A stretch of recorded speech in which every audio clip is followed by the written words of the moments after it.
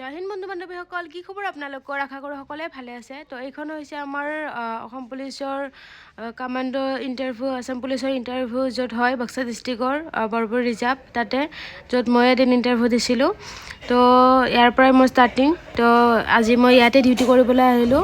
তো মোৰ সন্মুখত যোনখন ফিল্ড আছে, এইখন ফিল্ড মই য'ত ইণ্টাৰভিউ দিছিলোঁ, য'ত ৰানিং কমপ্লিট কৰিছিলোঁ, এইখনো ফিল্ড। আৰু তাত চিন আপ কৰিবলৈ দিয়া হয়।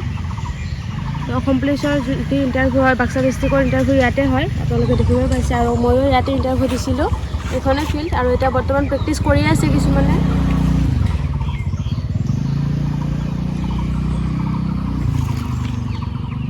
তো এইখন ফিল্ডতে আমাৰ অসম পুলিচৰ যিমানখিনি ইণ্টাৰভিউ হ'বলগীয়া আছে, গোটেইখিনি ইয়াতে হয় আৰু আগৰ পৰা হৈ আহিছে। এই আপোনালোকে দেখিবই পাইছে, বহুতে ইয়াতে প্ৰেক্টিচ কৰি আছে। তো যিহেতু ইণ্টাৰভিউৰ সময়ত বাহিৰা মানুহ ইয়াত আহিব নোৱাৰে, তো তাৰ কাৰণে মোৰ যদি ইয়াত ডিউটি পৰে, মই